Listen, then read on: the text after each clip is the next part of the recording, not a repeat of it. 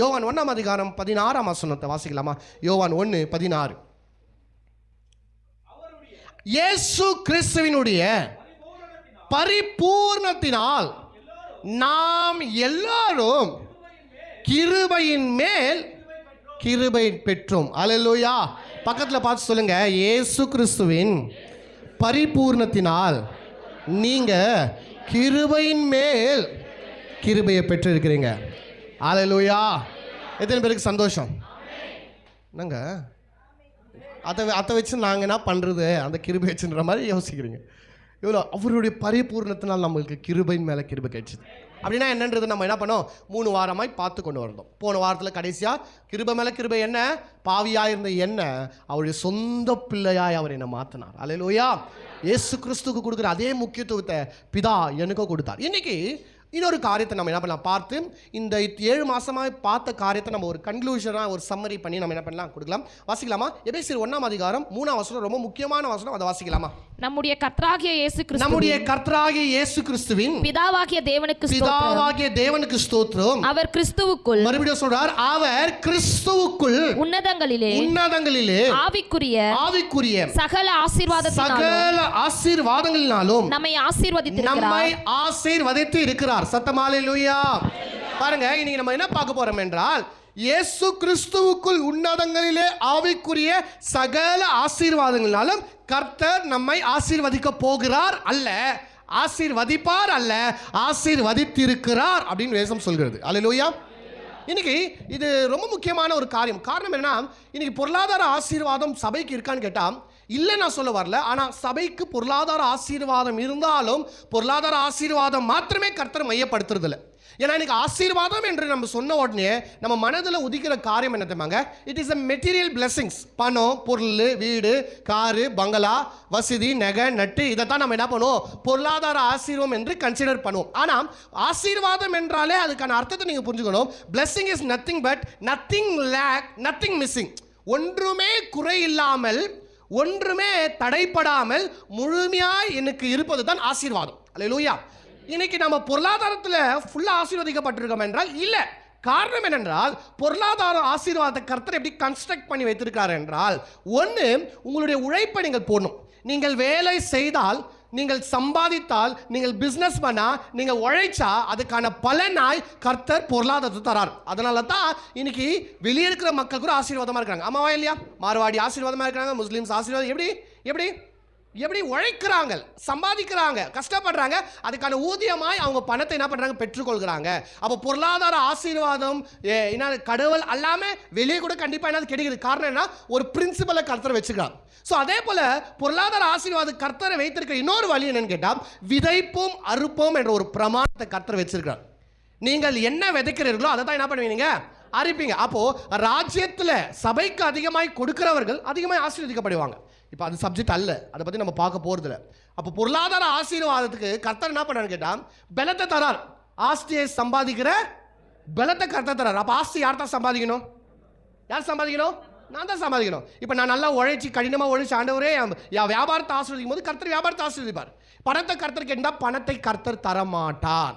ஆண்டவரே கட்டுக்கட்டாக போடுங்க ஆண்டவரே. நான் எங்கே போடுவார் அவர்? அவர்னா மிஷினை வச்சு அச்சுனாகிறாரு. அப்படிதான் சில பேர் நினைக்கிறாங்க. ஆனால் அப்படி அல்ல. கர்த்தர் பொருளாதார ஆசீர்வாதம் கொடுக்க விருப்பப்படுறார். நீங்கள் நன்றாய் வாழணும் கர்த்தர் விரும்புகிறார். ஆனால் அதுக்கான உழைப்பை நீங்கள் கண்டிப்பாக போடணும். அதனால தான் நான் சபையாருக்கு சொல்கிறேன், நல்லா வேலை செய்யுங்க, நல்லா உழைங்க, கஷ்டப்படுற நேரத்தில் கஷ்டப்படுங்க, உழைக்கிற வயசில் உழைங்க. எப்படி எக்ஸ்ட்ரீம் திருட்டு வேலை போய் கொல்ல அது வேண்டாம். ஆனால் கஷ்டப்பட்டு உழைக்கிறதுல இங்கேருந்து ஃபாரின் போய் சம்பாதிக்க ஆசைப்படுறீங்களா? போய் சம்பாதிங்க. ஒரு பெரிய பிஸ்னஸ் பண்ண ஆசைப்படுறீங்களா? பிஸ்னஸ் பண்ணுங்க. எந்தெந்த பிஸ்னஸ் உங்களுக்கு தெரியும் அதில் உங்களுடைய டேலண்ட்டை போடுங்க, உங்களுடைய இன்வெஸ்ட்மெண்ட்டை போடுங்க, நல்லா கடினமாக உழைங்க. கர்த்தருடைய கரம் உங்கள் மேலே இருக்குது, நீங்கள் கண்டிப்பாக அதில் ஆசீர்வாதம் பெறுவீங்க.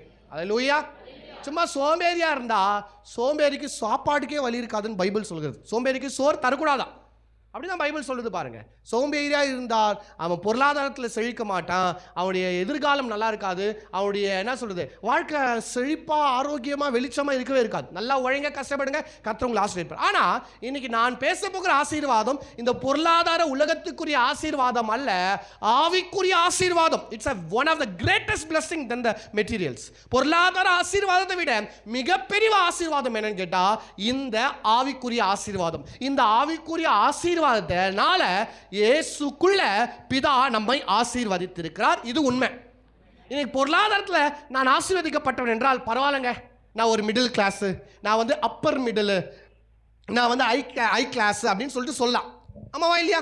இங்கே வந்து வசதியாக இருக்கிறவங்க இருக்கிறீங்க, இல்லை வசதியோ இல்லை ஏழையோ இல்லை, பரவாயில்ல, நடுத்தரமாக இருக்கிறவங்களும் அநேக பேர் இருக்கிறீங்க. இல்லைங்க ரொம்ப கஷ்டங்க, அன்றாட பொழப்புன்னு இருக்கிறவங்களும் என்ன பண்ணுறோம் இருக்கிறோம். எல்லாம் தரப்பட்ட மக்கள் இருக்கிறோம். அப்போது பொருளாதாரத்தில் இன்னும் நம்ம செழிக்கலை, பொருளாதாரத்தில் இன்னும் ரீச் ஆகிற பிளேஸில் நம்ம என்ன பண்ணல, ரீச் ஆகலை. ஆனால் ஆவிக்குரிய வாழ்க்கையில் நம்ம எல்லாருமே ஐஸ்வர்யவான்கள் தான். அல்லேலூயா. பக்கத்தில் பார்த்து சொல்லுங்கள், ஆவிக்குரிய வாழ்க்கையில் நீ ரொம்ப பணக்காரன். அல்லேலூயா. ஏன்னா ஆவிக்குரிய சகல ஆசீர்வாதத்தினாலும் கர்த்தர் நம்மை ஆசீர்வதித்திருக்கிறார். அல்லேலூயா. இப்போ ஒரு கேள்வி கண்டிப்பாக உங்களுக்கு வரும், என்ன ஆவிக்குரிய ஆசீர்வாதம்னா என்ன அப்படின்னு வருதா? தலாட்டுவாங்க பாரு எல்லாரும், பிரகாஷாங்க பாரு. ஆவிக்குரிய ஆசீர்வாதம்னா என்னன்னு கேள்வி வந்துச்சா? பார்த்தியா, அப்போ கூட வரலையா? சரி, ஆவிக்குரிய ஆசீர்வாதம்னா என்ன?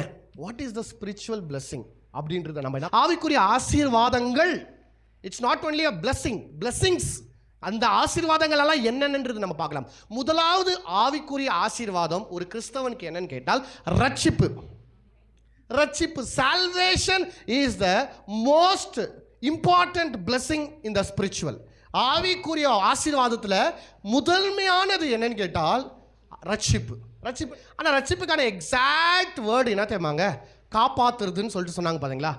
காப்பாற்றுறது, மீட்பு ரொம்ப முக்கியமான வார்த்தை. என்னது மீட்புனா என்னன்னு கேட்டால் நம்ம வேற எங்கேயும் மாட்டிக்கணும். ஒரு குழியில் விழுந்துட்டோன்னு வச்சுக்கோங்களேன், குழிக்குள்ளே இருந்தோம், நம்மளால் வெளியே எழுந்து சொந்தமாக என்ன பண்ண முடியல, வர முடியல. அப்போ யாரோ ஒருத்தர் வந்து நம்மளை உள்ளே குதிச்சு உள்ளேருந்து நம்மளை தூக்கி வெளியே நிற்க வச்சார் பார்த்தீங்களா? இது தான் காப்பாற்றுறது, இது தான் மீட்கிறதுன்னு சொல்லலாம். இதைத்தான் நம்ம என்ன பண்ணலாம், ரட்சிப்பு என்று சொல்லலாம். ரட்சிப்புன்ற வார்த்தை இங்கிலீஷில் சால்வேஷன் சொல்கிறாங்க. சால்வேஷன்ற வார்த்தை எங்கேருந்து வருதுன்னா சேவ்லேருந்து வருது. Save I save the water. தண்ணி அப்படியே போயிட்டு இருக்கும், ஆனால் நான் புடிச்சு என்ன பண்ணுற வைக்கிறேன், நான் சேவ் பண்ணி வச்சிருக்கிறேன். ஐ சேவ் த மணி, செலவாயிட்டு இருக்கும், அந்த பணத்தை நான் என்ன பார்த்தேன், சேமித்து வைத்திருக்கேன். சேவ் பண்ணோம் பார்த்தீங்களா, அதுதான் ரட்சிப்பு. அப்போது நம்ம எங்கே இருந்தோம்? நம்ம பாவத்தில் இருந்தோம், நம்ம இருளின் ராஜ்யத்தில் இருந்தோம், நம்ம பிசாசின் அடிமைகளாக இருந்தோம், நம்ம தேவனுக்கு தூரமாக இருந்தோம். அப்படி இருந்தால் நம்மை கர்த்தர் மீட்டு நம்மை அவர் ரட்சித்தார், நம்மை அவர் காப்பாற்றினாரு. எங்கேருந்து காப்பாற்றினாரு? பிசாசின் பிடியிலிருந்து காப்பாற்றினாரு, நரகத்திலிருந்து காப்பாற்றினாரு, பிசாசினுடைய அந்தகார ராஜ்யத்திலிருந்து கர்த்தர் என்னை காப்பாற்றினாரு. அந்த காப்பாற்றினாருக்கு பேரு தான் என்னன்னு கேட்டால் ரட்சிப்பு. எப்படி நாம் ரட்சிக்கப்பட்டோம்? ரட்சிப்பு நான் தெரிஞ்சிச்சு. எப்படி ரட்சிக்கப்பட்டோம்? இயேசுவே உண்மையான தெய்வம், அவர் என்னுடைய பாவங்களுக்காக மரித்தார், அடக்கம் பண்ணப்பட்டார், 3ஆம் நாள் உயிரோடு குடியிருந்தார். அவரை நான் விசுவாசித்ததினாலே நான் ரட்சிக்கப்பட்டேன். அல்லேலூயா. இந்த கிறிஸ்தவங்க கிட்ட பிரச்சனை நடத்தமாங்க, ரட்சிக்கப்பட்டியா? பட்டேன். அப்புறம் ரட்சிப்பு என்னன்னு கேட்டால் தெரியாத ஒன்றை பட்டுட்டாங்க. இப்போ இந்த ரட்சிப்பை நான் பெற்றேன் பார்த்தீங்களா, இது தான் எல்லா ஆசீர்வாதத்துக்கான ஒரு முதல் ஊற்று. இந்த ரட்சிப்பில் இல்லாத எந்த நன்மையும் உலகத்தில் இல்லை. ஆனால் இதை நல்லா புரிஞ்சுக்கணும், it is all for the spiritual life, ஆவிக்குரிய வாழ்க்கைக்கு. நான் மாம்சத்தை குறித்து இந்த சபையில் அநேக நாள் பேசுகிறேன். பொருளாதார ஆசீர்வாதத்தை குறித்து, கர்த்தரின் ஆசீர்வாதமும் ஐஸ்வர்யத்தை தரம், அதோடு கூட வேதனையை கூட்ட மாட்டார், இதெல்லாம் நான் பேசியிருக்கிறேன். அதெல்லாம் சரீரத்துக்கு தேவையான ஆசீர்வாதங்கள். ஆனால் அதை விட பல மடங்கு ஆசீர்வாதம் தான் இந்த ஆவிக்குரிய ஆசீர்வாதம். ஸோ இந்த ஆவிக்குரிய ஆசீர்வாதத்தில் முதல் படி அல்லது முதல் ஆசீர்வாதம் என்ன தெரியுமாங்க? நம்மெல்லாம் மீட்கப்பட்டோம், நம்மெல்லாம் காப்பாற்றப்பட்டோம், நம்மெல்லாம் நரகத்திலேருந்து தப்பிச்சு இன்னைக்கு நம்மெல்லாம் கடவுளுக்குள்ளே இருக்கிற ஒரு பெரிய பாக்கியத்தை கர்த்தர் நம்மளுக்கு தந்திருக்கிறார். எந்த வழியாய் தந்திருக்கிறார்? ரட்சிப்பின் வழியாய் தந்திருக்கிறார். இதை தான் நம்ம என்ன பண்ணுறோம்? எபேசியர் 1ஆம் அதிகாரத்தில், எபேசியர் 2ஆம் அதிகாரம் 8-9 வாசிங்க பார்க்கலாம். எபேசியர் 2. கிருபையினாலே விசுவாசத்தை கொண்டு ரட்சிக்கப்பட்டோம். இது உங்களால் உண்டானது அல்ல, இது தேவனுடைய ஈடு. தேவனுடைய ஈவு. It's a gift of God. ரட்சிப்பை கர்த்தர் நம்மளுக்கு எப்படி கொடுத்தாரு? கிருபையாய் எப்படி கொடுத்தாரா? கிஃப்டா கொடுத்தாராம். கிருபையாய் கிஃப்டா கொடுத்தாரா. அதை நம்ம எப்படி பெற்றுக்கொண்டோம்? விசுவாசத்தினாலே பெற்றுக்கொண்டோம். எத்தனை பேர் ரட்சிக்கப்பட்டிருக்கீங்க? எத்தனை பேர் மீட்கப்பட்டிருக்கீங்க? ஒருவேளை ரட்சிக்கப்படாத உங்களுக்கு நான் ஒன்று சொல்லுகிறேன். நீங்கள் வாயை திறந்து இயேசுவே உண்மையான தேவன் என்று சொல்லி, அவர் என் பாவத்துக்காக மரித்து என்னுடைய பாவத்துக்காக அவர் அடக்கம் பண்ணப்பட்டு 3ஆம் நாளில் உயிரோடு கூட எழுந்தார் என்று உங்கள் இதயத்தில் விசுவாசிக்கிறீர்கள் என்றால் நீங்கள் இன்னைக்கே ரட்சிக்கப்படுவீங்க. எந்த தடையும் இல்லை. எந்த நாளுக்காக காத்து கொண்டு நிற்காதீங்க. அந்த நாள் வரணும், அன்னைக்கு வரணும், இன்னும் 2 மாதம் 3 மாதம், குட் ஃப்ரைடே அன்னைக்கு, ஈஸ்டர் அன்னைக்கு, இல்லை. இன்னைக்கு நீங்கள் விசுவாசித்தால் இன்னைக்கு நீங்கள் ரட்சிக்கப்படுவீங்க. அல்லேலூயா, அல்லேலூயா. ஸோ இதுதான் முதலாவது ஆசீர்வாதம். 2வது ஆசீர்வாதம் என்னன்னு பார்க்கலாம். 2வது ஆசீர்வாதம் நம்ம போன வாரம் நம்ம பார்த்தோம். 5ஆம் வசனம் சொல்லப்படுது. வாசிங்க 5ஆம் வசனம், எபேசியர் 1:5.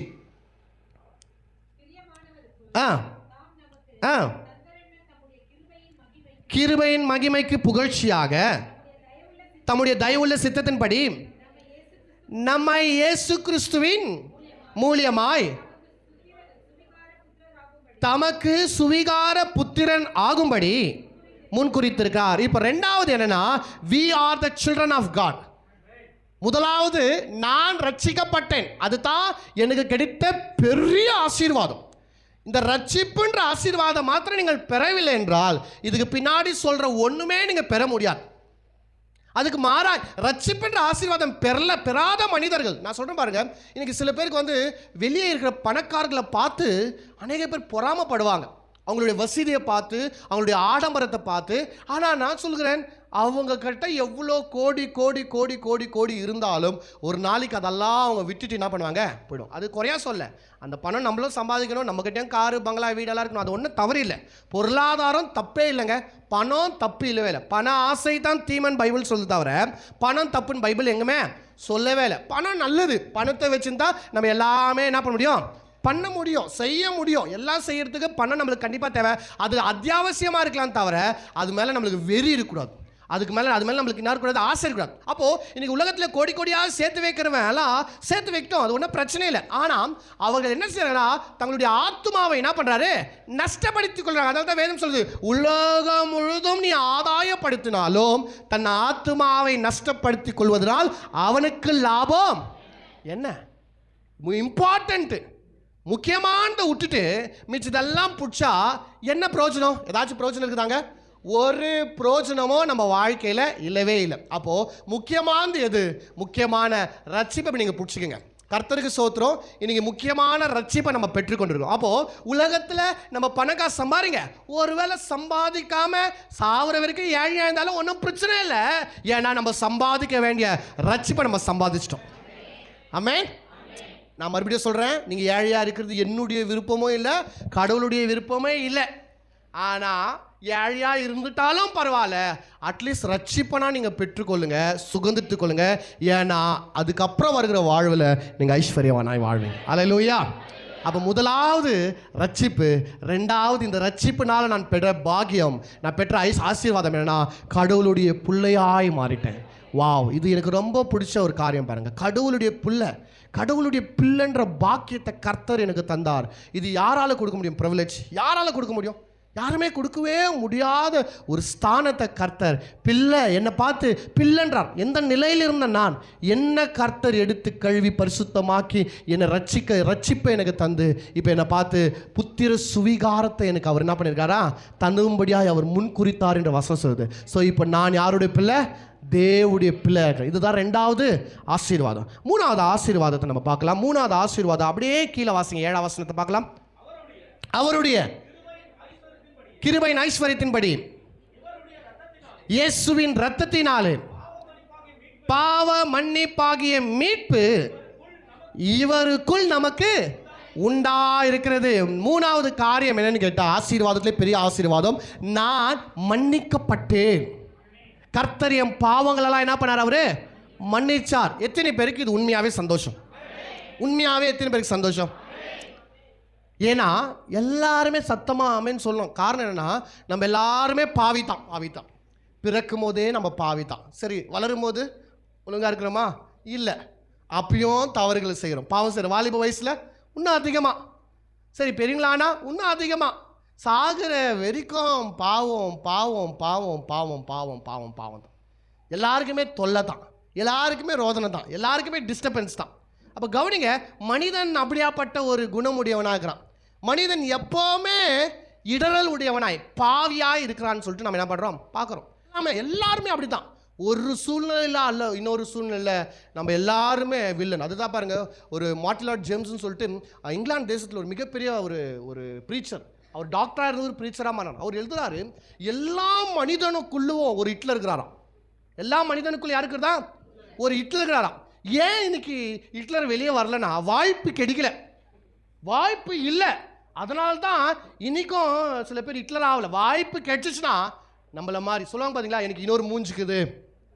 ஆமாம், இன்னைக்கு அநேக பேருக்கு பல முகங்கள் இருக்குது, முகங்கள் பல பேருக்கு இருக்குது பாருங்க. ஸோ என்ன ஒரே ஒரு விஷயம்னா, ரோமர் 3:10 சொல்கிறவங்க எல்லாருமே பாவிகள் தான். 23 சொல்கிறவங்க எல்லாரும் பாவம் செய்து தெய்வ மகிமே. அப்போ எல்லாருக்குமே என்ன தேவை? எல்லாருக்குமே என்ன தேவைங்க? பாவியாக நம்ம இருக்கணும் என்றால் நமக்கு என்ன தேவை? மன்னிப்பு தேவை, பாவம் மன்னிப்பு தேவை. The forgiveness of the sin is very very important in Christian life. ஆனால் இந்த மன்னிப்பை சொல்லுவாங்க பார்த்தீங்களா, உதாரணத்துக்கு மனிதர்கள் எல்லாத்துலேயும் எக்ஸ்ட்ரீம் மோசமாக இருப்பாங்க. அவங்களுக்கு விரோதமாக யாருன்னா தப்பு செய்யும் போது இவங்க என்ன பண்ண மாட்டாங்கன்னா, மன்னிக்கவே மாட்டாங்க. மன்னிக்கிற குணமே அநேக பேருக்கு நான் இருக்காது, இருக்கவே இருக்காது. எவ்வளோ பெரிய தப்பு பண்ணியிருந்தாலும் மன்னிக்கிற குணம் உள்ளவர்களாக இருக்கணும். ஏன்னா இன்னைக்கு சில பேர் என்ன பண்ணா, அவங்களுக்கு விரோதமாக யாரா பாவம் செய்யும் போது அது மனிதனுடைய இருதயத்தில் ஆழமாக அப்படியே படிஞ்சிடும், ஆழமாக படிஞ்சிடும். அது அவங்கள பார்க்கும் போதெல்லாம் நம்மளுக்கு என்ன ஞாபகம் வரும்னு கேட்டால், அன்றைக்கு அவங்க செய்த தவறு தான் என்ன பண்ணோம், ஞாபகம் வரும். அப்போ உங்களுடைய மெமரி பவரே அவ்வளோ பெருசென்றால், உங்களுக்கு விரோதமாக யாரோ தப்பு பண்ணும்போது உங்களால் மறக்க முடியல. இது நீங்கள் கரெக்டாக சொல்லி காமிப்பீங்க. இப்போ நேற்று யாருனா ஒருத்தர் பிரச்சனை, நேற்று யாரா ஒருத்தர் பார்த்தா கூட அவங்க என்ன பண்ணாங்க தெரியுமா, 2008, 2001, 1992 வருஷத்தில் அப்படியே போயிட்டே இருப்பீங்க. ஏன் 30-40 வருஷம் ஆனாலும் ஏன் உங்களால் மறக்க முடியல என்றால், நீங்கள் மன்னிக்கல. அதனால தான் உங்களால் என்ன பண்ண முடியல, மறக்க முடியல. மனிதர்கள் அதனால தான் சொல்ல பாருங்க, கர்த்தர் இன்னைக்கு நம்ம மறதின்னு ஒன்று வச்சுக்கிறார் பார்த்தீங்களா, அது ரொம்ப நல்லது. மெமரின்னு வச்சுக்கிறாங்க பார்த்தீங்களா, அது ரொம்ப நல்லது. இன்றைக்கி மனிதன் பொதுவாக என்ன பண்ணுறான்னு கேட்டால், நல்ல மெமரி எல்லாம் மறந்துடுறான், கெட்ட மெமரி எல்லாம் என்ன பண்ணுறான்னா சேவ் பண்ணிடுறான். இது நல்லதா? வாழ்க்கைக்கு தேவையான ஒன்றா? இல்லை. குப்பைகளெல்லாம் உங்கள் வீட்டுக்குள்ளே வச்சுன்னு தேவையான பொக்கிஷங்களெல்லாம் நீங்கள் தூக்கி வெளியே போடுவீங்களா? போட மாட்டீங்க. ஏன் கர்த்தர் மெமரி பவர் வச்சுக்கிறாருன்னா, நல்ல நினைவுகளை சேர்த்து வைக்கும்படியா. ஏன் கர்த்தர் மறதி வச்சுக்கிறாரு? கெட்ட காரியங்களெல்லாம், உங்களுக்கு நடந்த கெட்ட சம்பவங்களெல்லாம் மறக்கும்படியாய் மறதி வச்சுக்கிறார். அப்போ தேவையில்லாத குப்பையெல்லாம் நீங்கள் மறந்து விட்டு தேவையான நினைவுகளை நீங்கள் என்ன பண்ணுங்க, உள்ளத்தில் சேர்த்து வைக்கணும். இதை தான் கர்த்தர் பண்ணுறார். என்ன பண்ணுறாரு கேட்டால், கர்த்தர் உங்கள் பாவங்கள் எல்லாம் மன்னிக்கிறார். மன்னிக்கிறது மாத்திரமல்ல, அவர் மறக்கிறார். எவ்வளோ பெரிய ஒரு பாக்கியம், எவ்வளோ பெரிய ஒரு பாக்கியம். நான் சொல்கிறேங்க, உங்களுக்கு விரோதமாக நான் ஒரு தவறு செய்யிட்டுன்னா அது உங்கள் மனதில் ஆழமாக பதிஞ்சிட்டு இருக்கும். நான் பிரசங்கம் பண்ணும்போதோ, என்னை பார்க்கும் போதோ, நான் உங்கள் வீட்டுக்கு வரும்போதோ எப்போவுமே அதே ஞாபகம் வந்துனே இருக்கும்.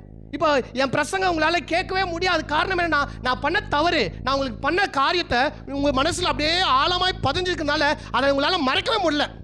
ஆனால் நான் சொல்கிறேன், நீங்கள் பண்ண தவறெல்லாம் கர்த்தர் நோட் பண்ணியிருந்தாங்கன்னா உங்கள் ஜபத்தை கர்த்தர் பதில் தருவாரா? நீங்கள் கர்த்தரை அப்படியே கை தூக்கி ஆராதனை பண்ணும்போது உங்கள் ஆராதனை கர்த்தர் ஏற்றுக்கொள்வாரா? உங்களை கர்த்தர் அக்செப்ட் பண்ணுவாரா? அக்செப்ட் பண்ண மாட்டார். காரணம் என்னன்னா, நீங்கள் செய்த பாவம் கர்த்தருக்கு கண்ணுக்கு முன்னாடி அப்படின்னு நிற்குது. அப்படி வைத்தா கர்த்தரை ஒருத்தரையும் மன்னிக்க மாட்டார். கர்த்தர் உங்களுக்கு தெரியுமா, என்னால் இங்கே நிற்க முடியாது தெரியுமா? ஏனென்றால் நான் செய்த பாவம் கர்த்தருக்கு முன்னாடி நிற்கும். என்னால் ஜெபிக்க முடியாது, என்னால் ஆராதனை பண்ண முடியாது, என்னால் கர்த்தருடைய சமூகத்தில் நிற்க முடியாது. காரணம் என்ன? என் பாவம் கர்த்தருக்கு முன்பாக அப்படியே நிற்குது. ஆனால் கர்த்தருக்கு ஸ்தோத்திரம், கர்த்தர் என் பாவத்தெல்லாம் அவர் மன்னிச்சிட்டார். இப்போ கர்த்தரின் எப்படி எதமா பார்க்குறாரு? புதிய மனிதனாய் பார்க்குறாரு. ஒருவன் கிறிஸ்துவுக்குள் இருந்தால் அவன் புதிய சிருஷ்டி, பழையவைகள் எல்லாம் ஒளிந்தன, எல்லாம் புதிதானது. கர்த்தரினை எப்படியா பார்க்குறாரு? இப்போ புதுசாக பார்க்குறார், புதிதாய் பார்க்குறார், புதிய சிருஷ்டியாய் பார்க்குறார். அப்போ பாவ மன்னிப்பு எவ்வளோ பெரிய ஆசீர்வாதம் பாருங்கள். அப்படியாப்பட்ட ஆசீர்வாதத்தை கர்த்தர் நமக்கு தந்திருக்கிறார். இதுதான் 3வது ஆசீர்வாதம். 4வது ஆசீர்வாதம் என்னன்னா, பரிசுத்த ஆவி நமக்குள்ள அவர் வைத்திருக்கிறார். பரிசுத்த ஆவியானவரை என்ன சொல்றது, இன்டுவெல்லிங் சொல்லுவாங்க பார்த்தீங்களா, நமக்குள்ள உள்குடிபெயர் இருக்கிறார். உங்களுக்குள்ள ஆவியான இருக்கிறார். எத்தனை பேர் விசுவாசிக்கிறீங்க? எத்தனை பேர் விசுவாசிக்கிறீங்க? ஏன்னா அதெல்லாம் முக்கியம். இன்னைக்கு ஜாஸ்தி பேர் ஆவியானவரை எப்படி புரிஞ்சுக்கிறீங்கன்னா, ஞாயிற்றுக்கிழமையில் ஆராதனை நேரத்தில் அப்படியே ஸ்பீடு ரிதம் போயிருக்கு, நின்றுக்கு நின்றுக்கு நின்றுக்கு நின்றுக்கு நின்றுக்கு அப்போ தான் ஆவியானவர் வராரு அப்படின்னு நினைக்கிறோம். அது ஸ்டாப் ஆனோடனே ஆவியானவர் என்ன பண்ணிட்டாரு, போயிட்டாரு அப்படின்னு நினைக்கிறீங்க. அந்த டின்ட்டுக்கு வேலைலாம் இந்த சபையில் நடக்காது. இங்கே அந்த இடமே இல்லை. டக்கு டக்கு டக்கு டின்ட்டுக்கு அதெல்லாம் இல்லைங்க. ஏன்னு கேட்டால், பரிசுத்த ஆவியானவர் எப்போ இயேசுவை நான் ஏற்றுக்கொண்டனோ அப்போவே எனக்குள்ளே வந்துட்டார். நீங்கள் தூங்கும்போது பரிசுத்த ஆவியானவர் உங்களுக்குள்ள இருக்கிறாரா? இருக்கிறார். நீங்கள் சாப்பிடும் போது இருக்கிறாரா? இருக்கிறார். நீங்கள் சும்மா உட்காந்துக்கும் போது இருக்கிறாரா? இருக்கிறார். காரணம் என்னன்னா, எப்போ இயேசுவை ஏற்றுக்கொண்டீங்களோ அப்போவே பரிசுத்த ஆவியானவர் உங்களுக்குள்ளே வந்து விட்டார். ஆமென், அல்லேலூயா. வாசிக்கலாமா? வசனம் வாசிங்க பார்க்கலாம். 13ஆம் வசனத்தை வாசிங்க. இங்கிலீஷில் 13, தமிழில் வாசிங்க. ரட்சிப்பின் சுவிசேஷமாகிய சத்திய வசனத்தை கேட்டு போதும். நீங்கள் உங்கள் ரட்சிப்பின் சுவிசேஷமாகிய சத்திய வசனத்தை கேட்டபோது, எத்தனை பேர் கேட்டுக்கிறீங்க? கேட்டுன்னு இருக்கிறீங்களா? கேட்டீங்களா? எப்போ நீங்கள் கேட்டீங்க? உங்கள் ரட்சிப்பின் சுவிசேஷம் ஆகிய சத்திய வசனத்தை கேட்டீங்க பார்த்தீங்களா? கேட்டபோது விசுவாசிகள் ஆனபோது வாக்குத்தத்தம் பண்ணப்பட்ட பரிசுத்த ஆவியால் அவருக்குள் முத்திரை போடப்பட்டோம். அல்லேலூயா. யாருக்குள்? தேவனுக்குள் பரிசுத்த ஆவியானவரால் நம்ம முத்திரை போடப்பட்டோம். முத்திரை போடப்பட்டோம்னா சீலை வச்சுட்டார். பரிசுத்த ஆவியானவருக்குள்ள முத்திரை போட்டார் என்றால் பிசாசி கழட்ட முடியும்னு நினைக்கிறீங்க? ஒரு மனுஷனாலும் கழட்ட முடியாது, கடவுளை தவிர. அப்போ கர்த்தருக்குள்ளே என்ன முத்திரை போடப்பட்டிருக்கார். அவருக்குள்ள சொல்லுங்க, அவருக்குள்ள. கிறிஸ்தவ வாழ்க்கை என்றால் என்னன்னா, ஆண்டவருக்குள் நான் இருக்கிறேன், எனக்குள் ஆண்டவர் இருக்கிறார். வேதத்தில் வாசிக்கிறோம், அவர் தேவன் தங்கும் உள்ளமே அது பரிசுத்த ஆவியானவர் உங்களுக்குள் வாசம் செய்திருக்கிறார் என்று நீங்கள் அறியாமல் இருக்கிறீர்களா? ஏன் அதை கேட்கிறார்னா, அப்பப்போ மறந்துடுது. பரிசுத்த ஆவியானவர் உள்ளே வச்சுனே, வாரும் தூய ஆவியே இறங்கும் வல்லமை இறங்கும், ஊற்றுங்க ஆண்டவரே, இறங்கி வாருங்க ஆண்டவரே அப்படின்னு ஆவியானவரை ரோதனை கொடுக்கறது. வாங்க இறங்க நிரப்பங்க வல்லமை ஊற்றுங்க. இன்னத்தான் ஊற்றுறது. நான் ரொம்ப நேரம் ஆண்டவர் எப்படி யோசிச்சுப்பாரு, இல்லைடா ஆல்ரெடி குத்துட்டேன், கொடுங்க ஊற்றுங்க, நிரப்பங்க வல்லமை இன்னத்தான் அப்பப்போ ஊற்றுறது. இன்னும் கொடுத்துட்டேன், ஆவியானவர் கொடுத்துட்டேன், இயேசுவையும் கொடுத்துட்டேன், வேறு என்னத்தடா உங்களுக்கு இன்னும் கொடுக்கணும்னு ஆண்டவர் எவ்வளோ வேதனைப்படுறாரு பாருங்க. எல்லாத்தையும் கர்த்தர் கொடுத்தார். பரிசுத்த ஆவியானவர் உங்களுக்குள்ள வந்துட்டார். அவர் இருக்கிறார். வந்த ஆவியானவர் உள்ளே வச்சுன்னு நிரப்புங்க வல்லமை ஊற்றுங்க. ஆண்டவர் இறங்கி வாருங்க. நான் யாரை வர கூப்பிடுறீங்க? நான் சொல்கிறேன், இந்த மாதிரி கூப்பிட்டீங்கன்னா பேய் வந்துடும். ஆமாங்க, வானா ஏதாச்சும் ஒன்று வந்துடும். நான் தயவு செய்து சொல்கிறேன், 100% நிச்சயமாக சொல்கிறேன், நீங்கள் இயேசு கிறிஸ்துவை ஏற்றுக்கொண்டீங்களா? நான் அப்போ சொல்கிறேன், 100% உண்மை என்ன தெரியுமாங்க? உங்களுக்குள்ள பரிசுத்த ஆவியானவர் இருக்கிறார். அது அசைக்க முடியாத உண்மை. அவர் இந்த ஆன் த பேங்க் மாதிரி போயிட்டு வருவர் அல்ல, உங்களுக்குள்ள இருப்பார். எப்போ வரைக்கும் இருப்பார் என்றால், இந்த உலகம் பரிந்த வரைக்கும், ரகசிய வருகை வர சபை எடுத்துக்கொள்கிற வரைக்கும் பரிசுத்த உங்களை கொண்டு போய் பத்திரமா இயேசு கிறிஸ்து கிட்ட சேர்க்கிற வரைக்கும் பரிசுத்த ஆவியானவர் உங்களுக்குள்ள தான் இருப்பார். எவ்வளோ பெரிய பாக்கியம்! இந்த ஆசீர்வாதத்தை கர்த்தர் எனக்கு தந்திருக்கார். இந்த உலகத்தில் மார்வாடிக்கு கர்த்தர் தரல, அப்புறமேட்டுக்கா பாய்ங்க கர்த்தர் தரல, மாறிக்கோ காலிக்கோ கர்த்தர் தரல, எனக்கு கர்த்தர் தந்திருக்கார். என்ன? பரிசுத்த ஆவியானவர் எனக்குள்ள இருக்கிறார். என்னை நடத்த பரிசுத்த ஆவியானவர், எனக்கு போதிக்க பரிசுத்த ஆவியானவர், எனக்கு கவுன்சிலிங் பண்ண பரிசுத்த ஆவியானவர், நான் நடக்க வேண்டிய பாதையை காண்பிக்க பரிசுத்த ஆவியானவர் எனக்குள்ளே வாசம் செய்து கொண்டிருக்கிறார். சத்தம் அல்லேலூயா. 5வது காரியமா வாசிக்கலாம். 11ஆம் வசனத்தை வாசிங்க முதலாவது, அப்புறம் 14ஆம் வசனத்தை வாசிங்க. மேலும் கிறிஸ்துவின் மேல் முன்னே நம்பிக்கையாயிருந்த நாங்கள் அவருடைய மகிமைக்கு புகழ்ச்சியாய் இருக்கும்படி தமது சித்தத்தின் ஆலோசனைக்கு தக்கதாக தமது சித்தத்தின் ஆலோசனைக்கு தக்கதாக எல்லாவற்றையும் நடப்பிக்கிற அவருடைய தீர்மானத்தின்படியே நாங்கள் முன்குறிக்கப்பட்டிருக்கோம். எதற்காக முன்குறிக்கப்படும் என்றால் மகிமைக்கு புகழ்ச்சியாக. 14 வசனத்தை வாசிங்க. அவருக்கு சொந்தமானவர்கள் அவருடைய மகிமைக்கு புகழ்ச்சியாக. இங்க மறுபடியும் அந்த வார்த்தை வருதா? யாருக்கு சொந்தமானவர்கள்? ஆண்டவருக்கு சொந்தமானவர்கள் அவருடைய மகிமைக்கு புகழ்ச்சியாக மீட்கப்படுவார்கள் என்பதற்கு ஆவியானவரே நம்முடைய சுதந்திரத்தின் அச்சாரமா இருக்கிறாரா? என்னன்னு கேட்டா, நான் ஐந்தாவது காரியம் என்னன்னா இன்ஹெரிட்டன்ஸ் ஆஃப் த ஹெவன் அப்படின்னு சொல்லலாம். எப்படின்னு கேட்டா, நித்திய ஜீவனை சுகந்தித்துக் கொள்கிற பாக்கியத்தை கர்த்தர் நம்மளுக்கு ஆசீர்வாதமா தந்திருக்கார். எனது மகிமைக்கு புகழ்ச்சியாக. என்ன மகிமைக்கு புகழ்ச்சியாக? எது மகிமை? அது பரலோகம் தான் மகிமை. அந்த மகிமைக்கு சொந்தக்காரர்களாக நம்ம ஆகும்படி, மகிமைக்கு புகழ்ச்சியாக ஆகும்படி, நம்ம பரத்துக்கு சொந்தக்காரர்களாக ஆகும்படி தான் இயேசு கிறிஸ்துவுக்குள்ளே நம்மளை அவர் என்ன பண்ணியிருக்காரா? தெரிந்து கொண்டிருக்கார். இப்படின்னா என்ன சொல்ல வரனா, பரிசுத்தாவின் உங்களுக்குள்ளே வந்துட்டார் பார்த்தீங்களா? வந்துட்டு அவர் என்ன பண்ணுவார்னா உங்களை நிச்சயமாகவே பரலோகத்துக்கு கொண்டு போய் சேர்ப்பார். இதில் எந்த டவுட்டும் இல்லை. அதனால தான் இங்கே சொல்கிறாரு, அவர் நம்முடைய ரட்சிப்பு பரிசுத்த ஆவியானவரே அதற்கு அச்சாரமாக இருக்கிறாராம். Is a guarantee, surety. யாரு? பரிசுத்தாவியார். ஏன்னா நம் மகிமைக்கு புகழ்ச்சியாக இருக்கணுன்றதுக்காக தான் கர்த்தர் நம்மளை அழைத்திருக்கிறார். நம்மளாம் நிச்சயமாக பரலோகத்துக்கு போவோம். எத்தனை பேருக்கு சந்தேகமாக இருக்குது? யாருக்குன்னா சந்தேகமாக இருக்குதா? இல்லை பிரதர், நான் பண்ணுற வேலைங்களுக்கெல்லாம் பரலோகம் கிடைக்காது நீங்கள் நினைக்கிறீங்களாங்க? ஒருவேளை அப்படி கூட வாய்ப்பு இருக்கலாம். ஆனால் நான் நம்புகிறேன், நான் இயேசுவை ஏற்றுக்கொண்டேன். பார்த்தீங்களா, இயேசுவை ஏற்றுக்கொண்டவனே எனக்குள்ளே பரிசுத்தாவின் வந்துட்டார்.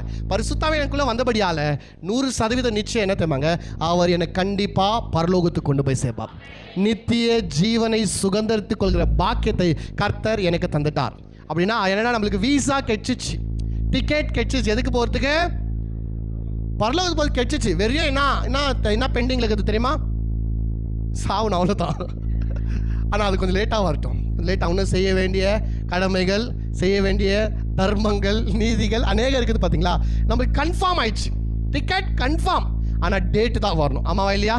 டேட், ஒருவேளை ஏன் டேட் வருதோ இல்லையோ, ஒருவேளை உங்கள் டேட் வருதோ இல்லையோ, அதுக்கு முன்னாடி கர்த்தருடைய டேட் வந்துட்டா நம்ம எல்லாம் ஒன்றாவே கர்த்தருடைய சமூகத்துக்கு போயிடும். அல்லேலூயா. அதனால தான் கிறிஸ்தவர்களுக்கு சாவை பற்றி கவலை இருக்கக்கூடாது, சாவு பற்றி பயம் இருக்கக்கூடாது. ஒருவேளை நம்ம குடும்பங்களில் ஒருத்தர் செத்துட்டா கூட ஒரு வேதனைனா அவங்க பிரிஞ்சுட்டாங்க, நம்மளை விட்டு பிரிஞ்சுட்டாங்கன்னு கவலை இருக்கலாம். ஆனால் ரொம்ப கவலைலாம் படக்கூடாது. ஏன்னு கேட்டால், நம்மளை விட்டாலும் அவங்க கடவுள்கிட்ட போய்க்கிறாங்க. இந்த இடத்த விட சந்தோஷமான இடத்துல அவங்க இருக்கிறாங்க, ஆனந்தமான இடத்துல இருக்கிறாங்க, ஹாப்பியான இடத்துல. நம்ம ஏன் அழுகணும்னு கேட்டால், இவங்க மட்டும் போயிட்டாங்களே ஒண்டியா, நம்மளை விட்டுட்டு ஜாலியாக போயிட்டாங்களே, இன்னும் நம்ம இங்கே சாவு நம்ம இந்த ஊரில் இருந்துன்னு நம்மளை ஒண்டியா, அதுக்கு கவலைப்படலாம் தவிர அவங்க செத்துட்டாங்கன்னு கவலைப்படாது. கிறிஸ்தவன் ஒரு காலமும் சாவுக்கு கவலைப்படக்கூடாது, சாவுக்கு பயப்படவே கூடாது. சாவு வந்தால் கூட தைரியமாக எதிர்கொள்ளணும். நான் சாவுத்துக்கு ரெடி, ஏன்னா நான் இந்த நொடியில் செத்தா அடுத்த ஸ்ரண பொழுதே கர்த்தருடைய சமூகத்தில் இருப்பேன். வாவ், எவ்வளோ பெரிய நம்பிக்கை, எவ்வளோ சந்தோஷமான ஒரு பாக்கியம். மற்ற மதத்தில் இருக்கிறவங்க அழுவலாம், ஒப்பாரி வைக்கலாம், ஏன்னா அவங்க செத்துட்டு பிறகு எங்கே போவாங்கன்னு அவங்களுக்கு தெரியாது. ஆனால் நம்மளுக்கு நிச்சயமாக தெரியும், இந்த நொடி நான் செத்தால அடுத்த நொடி கர்த்தருடைய சமூகத்தில் நான் இருப்பேன். அல்லேலூயா, அல்லேலூயா. சரி, வேகமாக போகலாம். 6வதா 7வதா? 1 2 3 4 6. 6வது யூனிட்டி இன் கிரைஸ்ட். அப்படின்னா கிறிஸ்துவோடு கூட இருக்கிற அந்த ஐக்கியம். 4 வசனத்தை வாசிங்க பார்க்கலாம். 4 வசனம் 1:4. தமக்கு முன்பாக நாம் அன்பில் பரிசுத்தம் உள்ளவர்களும் குற்றம் இல்லாதவர்களாய் இருக்கும்படிக்கு அவர் உலக தோற்றத்துக்கு முன்னே கிறிஸ்துவுக்குள் நம்மை தெரிந்து கொண்டபடியே. எங்க தெரிந்து கொண்டாரா? உலகம் தோற்றத்துக்கு முன்பாகவே கிறிஸ்துவுக்குள்ள நம்மளை என்ன பண்ணிருக்காரா? தெரிஞ்சு கொண்டிருப்பாராம். அல்லேலூயா. இது உங்களுக்கு புரியுதா? பூமியே உண்டாவல, அப்படிதானே போட்டுக்கிறது. உலகமே உண்டாகிறதுக்கு முன்பாகவே கடவுள் உங்களால் உன்னையும் என்னையும் தெரிஞ்சு கொண்டாரா. எப்படி தெரிஞ்சு கொண்டாரா? கிறிஸ்துவுக்குள்ள தெரிஞ்சு கொண்டாரா. இது எப்படின்னு கேட்டால், உதாரணத்துக்கு ஒரு பையனை பார்த்தா, ஒரு குழந்தைய பார்த்தா, அவங்க அப்பா மாதிரியே இருக்கிறாருப்பா, இவனை மறைச்சிட்டு அவங்க அப்பாவை பார்க்கலாம், அவங்க அப்பாவை மறைச்சிட்டு இவனை பார்க்கலாம், சொல்கிறாங்களா இல்லையா? அதுபோல உங்களையும் என்னையும் இயேசு கிறிஸ்துவுக்குள்ள உலகமே உண்டாகிறதுக்கு முன்பாகவே பிதா இயேசு கிறிஸ்துவுக்குள்ள நம்மளாம் இருக்கும்படி அவர் தெரிஞ்சு கொண்டாராம். எப்படி நம்மெல்லாம் இயேசுவோட கூட அந்த ஐக்கியம், அதுதான் நான் சொல்கிறேன், த யூனிட்டி வித் த கிரைஸ்ட். உங்களையும் இயேசுவும் பிரிக்கவே முடியாது. உங்களுக்கு தெரியுமா? ஏன்னா சபை என்ன தெரியுமாங்க? சபை என்றால் கிறிஸ்துவின் சரீரம். இந்த சரீரத்துக்கு தலை யார் தெரியுமாங்க? கிறிஸ்து தான் தலை. சரீரம் தான் யாரு? சபை. நீங்களும் நானும் அவ்வியங்களா இருக்கும். அப்போ சரீரத்திலேருந்து தலையை எடுத்துட்டா அது நல்லா இருக்குங்களா? ஜீவனா இருக்க முடியுமா? கையெடுத்துட்டா இருக்கலாமா? இருக்கலாம். 2 கையெடுத்துட்டா அவங்க வாழ முடியுமா? வாழ முடியும். கால் எடுத்துட்டா வாழ முடியுமா? வாழ முடியுங்க. ஆனால் தலையெடுத்துட்டு உங்களால முண்டமா வாழ முடியுமா? வாழ முடியாது. அதுதான் சொல்றாரு, நாம் கிறிஸ்துக்குள்ள இருக்கிற ஐக்கியம் எவ்வளோ பெரிய ஐக்கியம் என்றால், தலைக்கும் சரீரத்துக்கும் இருக்கிற ஐக்கியத்தை போல தலை இல்லாமல் இந்த சரீரம் இயங்க முடியாது, வாழ முடியாது. பார்த்துக்கிறீங்களா? யாரும் அந்த மாதிரி முண்டமாக சுற்றுறவங்கள பார்த்துருக்க முடியாது. ஏன்னா தலை இல்லாமல் சரீரத்துக்கு வேலை இல்லை, வேலை செய்ய முடியாது. அப்போ கிறிஸ்து நமக்கு தலையா இருக்கிறார். கிறிஸ்துவுக்குள்ள உலக தோற்றத்துக்கு முன்பாக அவர் தெரிந்து கொண்டிருக்கார். எவ்வளவு பெரிய பாக்கியம்! இது தான் 6வது நாம் பெற்ற ஆசீர்வாதம். கடைசியாய் 7வது ஆசீர்வாதத்தை பார்த்துட்டு நம்ம ராபோஜனுக்குள்ளாய் போகலாம். வாசிங்க பார்க்கலாம். ரோமர் 5ஆம் அதிகாரம் 1ஆம் வசனம். ரொம்ப முக்கியமான கடைசி காரியம். 5:1 முக்கியமான வசனம். பலமுறை நம்ம வாசிக்கிறோம். இவ்விதமாக நாம் விசுவாசத்தினாலே நீதிமான் ஆக்கப்பட்டிருக்கிறபடியால் நம்முடைய கர்த்தராகிய இயேசு கிறிஸ்து மூலியமாய் தேவனிடத்தில் சமாதானம் பெற்றிருக்கிறோம். சத்தமோரையில சொல்லாமா? என்னங்க கடைசி காரியம் என்னத்தமாங்க? நான் நீதிமான ஆண்டு மாத்திரம் அல்ல, தேவனிடத்தில் இயேசு கிறிஸ்துவின் மூலியமாய் சமாதானத்தை பெற்றுக்கொண்டிருக்கேன். அல்லேலூயா. இப்ப கர்த்தர் என்னை பார்த்து கோவப்பட மாட்டார், எரிச்சல் அடைய மாட்டார். அவர் தலையில கொட்டிடுவாரு, காலை ஒடிச்சிடுவார், கையை வெட்டிடுவாருன்னு சொல்ல பார்த்தீங்களா? இந்த மாதிரி வேலைங்களாம் கர்த்தர் பார்க்கவே மாட்டார். நல்லா புரிஞ்சுக்கோங்க. You must have the right understanding about the God. கடவுளுக்கு குறித்ததான சரியான புரிதல் இருக்கணும். இன்னைக்கு பல சபையார்களுக்கு இந்த புரிதலே இல்லை. கடவுளை நான் வில்லன் மாதிரி பார்க்குறது. அவர் அடிச்சிடுவார், வெட்டிடுவார், குத்திடுவார், அவர் ஐயோ மோசமானவர், பட்சிக்கிற அக்கினி, கோமுள்ளவர், எரிச்சல் உள்ளவர். ஒருத்தர் பேசுகிறார், இன்னைக்கு நம்ம தேவ கீழே பற்றி பேசுகிறோம் பார்த்தீங்களா? அவர் பேசுகிறார், எரிச்சல் உள்ள தேவன். பாகம் 101. 100 நாள் என்ன தான் பேசுகிறாரு? எரிச்சல். சபைக்கு வரலையா? எரிச்சல். அப்படிதான் நான் சின்ன வயசுல அதான் கேட்டேன். சபைக்கு வரலையா? கர்த்தர் காலை ஒடிச்சிடுவார். காணிக்க தரலையா? கர்த்தர் கையை ஒடிச்சிடுவார். நான் கேட்டேன், ஒருத்தர் ஃபோன் சர்ச்சில் ஃபோன் ஒன்றுக்கிறாரு, சபைக்கு வந்து ஃபோன் ஒன்றியா? உன் கட்டை விரல் கட்டையில் போயிடும். ஆண்டவர் இவரை மன்னிங்க. அஃப்கோர்ஸ் சர்ச்சில் ஃபோன் ஒன்று தப்பு தான். அதுக்கு நான் அந்த மாதிரி சாபெல்லாம் என்ன பண்ணுறது விடுக்கிறோம். சபிச்சு கடவுள் வந்து எப்படி வில்லனை போல. நான் என் வாழ்நாளெல்லாம் அன்புல கடவுளை தேடி போன நாட்கள் இல்லை. சின்ன வயசுலலாம் ஓடுவேன் பயந்துன்னு. 10th பாஸ் ஆகணுமே, நம்ம சர்ச்சைக்கு போகணும், அப்புறம் அவர் வேலை காமிச்சிடுவார், உஷாராக இருக்கணும், அவர்கிட்ட நைஸ் பண்ணி வச்சுக்கணும். அதுக்காகத்தான் கடவுளை கோவப்படுத்தாமல் மிருதுவாக வாழ்ந்துடணும். அவருக்கு எரிச்சல் வர மாதிரி வாழக்கூடாது. ஏன்னா அவருக்கு கோவம் தான் கண்ணை நோண்டிடும். ஏன்னா நம்ம குழந்தைலேருந்தே ஸ்டார்ட் பண்ணிடுறோம். சாப்பிடலாம் கடவுள் கண்ணு நோண்டிடுவார். போய் பேசினா கடவுள் கண்ணே நோண்டிடுவார். அப்படி தான் கடவுளை பேய மாதிரியே வில்லன் மாதிரியே கற்றுக் கொடுத்தோம். அவர் நல்லவரின் புரியல. என் வாழ்க்கையிலேயே என் மனதை திறந்த முதல் சத்தியமங்க, கர்த்தர் நல்லவர், அவர் ஒரு தீமைக்கும் காரணர் அல்ல. இதை கேட்கும் போது என் வாழ்க்கையில் எவ்வளோ அப்படியே ரெக்க வந்து பறக்கிற மாதிரி ஒரு ஃபீலிங் எனக்கு உண்மையாகவே. ஏன்னா அது வரைக்கும் என் வாழ்நாளில் கடவுள் நல்லவர்னு நான் கேட்டதில்லைங்க. சும்மா சொல்லுவாங்க கர்த்தர் நல்லவர் துதியுங்கள் பாடி முடிச்ச உடனே, இன்றைக்கு சபைக்கு வராதவர்களை கர்த்தர் காலை உடைப்பார். யாரோ தெப்பி தவறி வந்துச்சுன்னா அவங்கள சாட்சியாக நீச்சு வச்சு பார்த்தீர்களா, நான் சொன்னேன் அல்லவா அந்த மாதிரி. ஏன்னா கடவுள் மேலேயே நம்மளுக்கு அன்பில் கோவம் வந்துச்சு பாருங்க. கோவமான கடவுள், எரிச்சலான கடவுள், தப்பு பண்ணால் பயங்கரமாக தண்டிப்பார். ஆனால் வேதத்தில் வாசிச்சா அவர் மன்னிக்கிற தேவன் பார்க்குறோம்.